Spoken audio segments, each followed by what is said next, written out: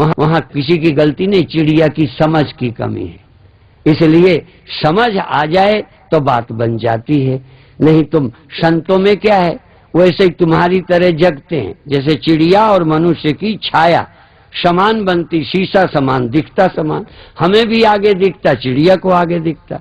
वो उधर झांकती है, ढूंढती है, कोई है, कोई वहां नहीं है।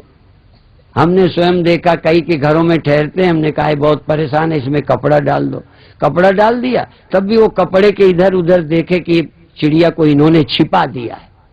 जगत को नींद में छिपा दिया क्या? परमात्मा ने पर्दा डाला, दिखना बंद हो गया, अंतःकरण आया, जगत दिखना शुरू हो गया। हम चिड़िया की तरह परेशान हैं, संत सयाने लोगों की तरह अपना जीवन देखते हैं, मैं कौन हूं, और निश्चिंत रहते हैं।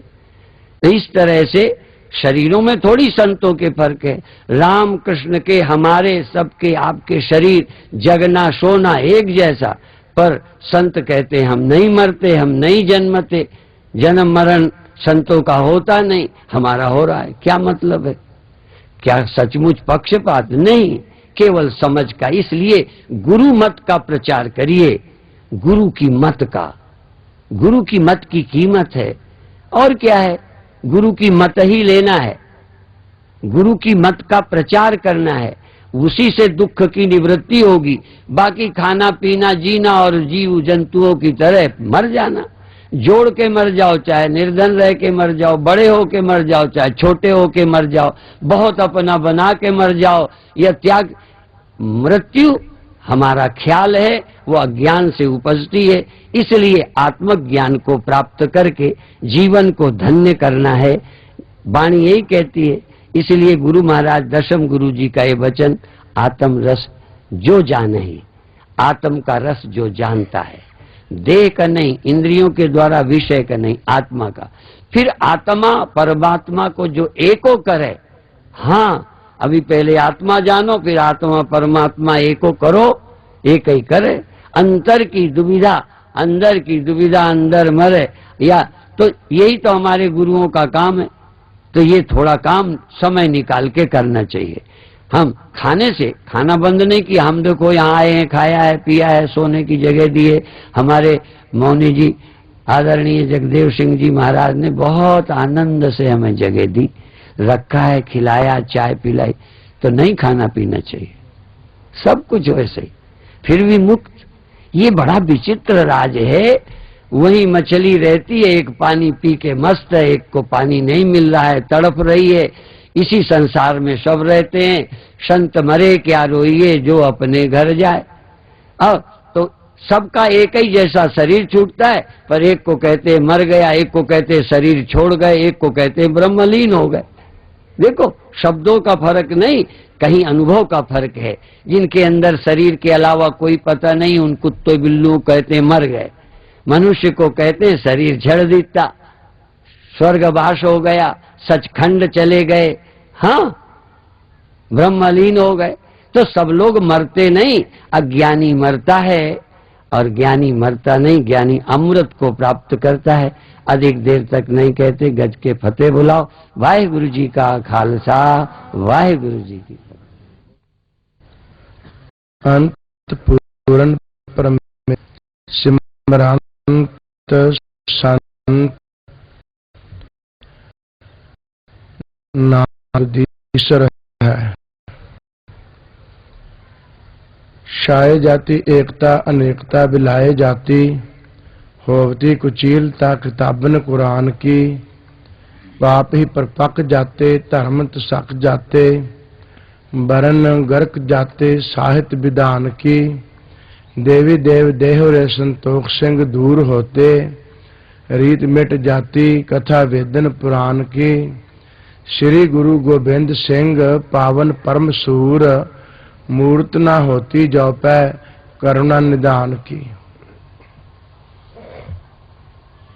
अर्चनीय वंदनीय आदरणीय माननीय प्रातः सिमरणीय सतचित आनंद स्वरूप धन धन सतगुरु साहिब श्री गुरु ग्रंथ साहिब जी महाराज तथा निर्मल पेख भूषण श्री श्री 108 पंडित ज्ञानदेव सिंह जी महाराज वेदांताचार्य निर्मल पंचायती अखाड़ा कन खल हरिद्वार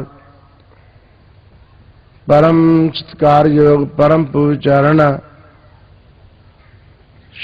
श्रीमान महामंडलेश्वर युग पुरुष स्वामी परमानंद गिरी जी महाराज अखंड परम धाम हरिद्वार वाले साडे सिख कौम की महान हस्ती सिंह साहब ज्ञानी इकबाल सिंह जी जथेदार तख्त श्री पटना साहिब समूह निर्मल विद्वत संत समाज खट दर्शनी संत मंडल स्वामी अच्युतानंद जी महाराज मंडलेश्वर जो नानकपुरा सत सरोवर हरिद्वार मंडली के मंडलेश्वर ने तथा सदग्रस्त गुरु की प्यारी साध संगत जीओ वाहिगुरु जी का खालसा वाहिगुरु जी की फतेह।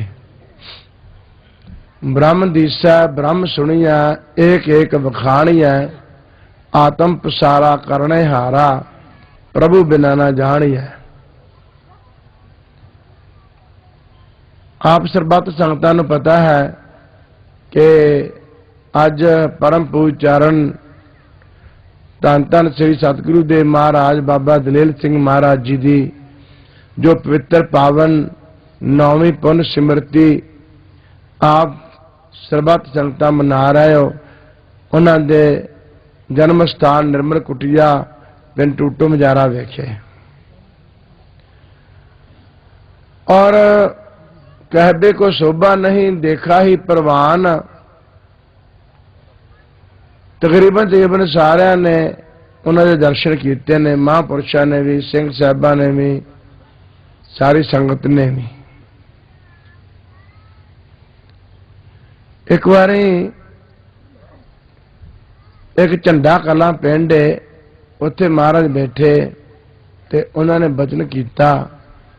उन्होंने किसी ने सवाल किया कि महाराज जी भी इस वेले 33 करोड़ देवता भी जेड़ा है वो तुहाडे सन्मुख हाथ जोड़ के खड़ा है, कदों महापुरुषों के मुखार बेनतों को बचन निकले ते सानू सेवा का सुभाग प्राप्त होवे।